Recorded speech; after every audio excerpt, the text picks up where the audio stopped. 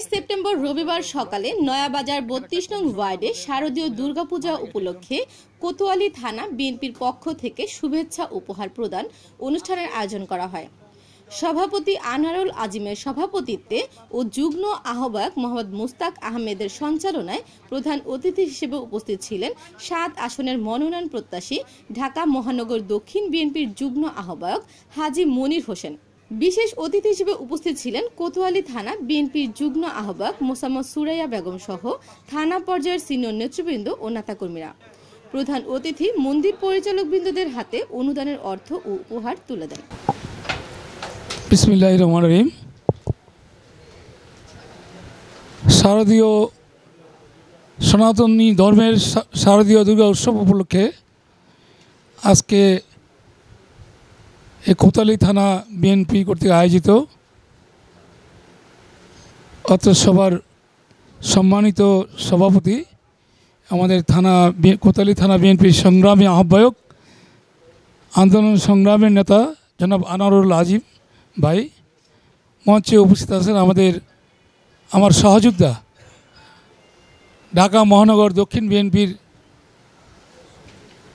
সম্মানিত সদস্য জনাব হাজী নাজিমউদ্দিন ভাই মঞ্চে উপস্থিত আছেন। আমাদের কামরাঙ্গীরচর থানার যুগ্ম ১ নম্বর যুগ্ম আহ্বায়ক হাজী আওলাদ হোসেন, আপনাদের অত্র এলাকার সিনিয়র যুগ্ম আহ্বায়ক আমার অত্যন্ত প্রিয় এবং বারবার নির্বাচিত কাউন্সিলর জনাব সুরাইয়া আপা মঞ্চে উপস্থিত আছেন। আমাদের যুগ্ম আহ্বায়কবৃন্দ এবং ওয়ার্ডের আপনার কোতোয়ালি থানার ৩৭ নম্বর ওয়ার্ডের সেক্রেটারি এবং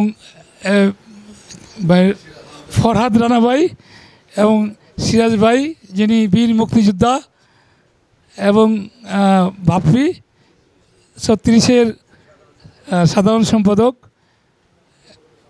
যুবদলের আহ্বায়ক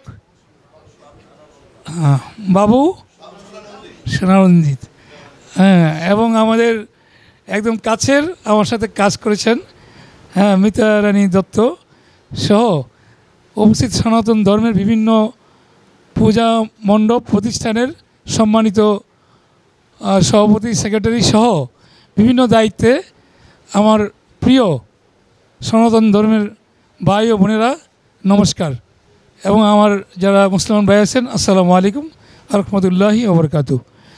আমি আসলে এই প্রোগ্রামটা আমার আরও আগে করা উচিত ছিল, কিন্তু আমার সহকর্মী আশরাফাত উচ্চ বিদ্যালয়ের প্রধান শিক্ষক জনাব মৃত্যুঞ্জয় সবন্দার, উনি আমাদের কামরাঙ্গীরচর থানা এই সনাতন ধর্মের যিনি সভাপতি কী জানি ওনার নাম অমলবাবু, আমি ওনাদেরকে ডেকে পরামর্শ করেছি যেহেতু আমি ঢাকা ৭ থেকে নির্বাচন করব, সেজন্য আমার এই কোতোয়ালি এবং বংশাল, চকবাজার, লালবাগ এই থানাগুলি আমার অধীনে। এখানে মোট ৫৩টি পূজা মণ্ডপ রয়েছে। তো আমি তাদের সাথে পরামর্শ করলাম যে যেহেতু আমি নির্বাচনের প্রার্থী হব এবং আমার দায়িত্ব হলো আমার এই এলাকার যতগুলি পূজা মণ্ডপ আছে তাদের পাশে আমার দাঁড়ানো উচিত।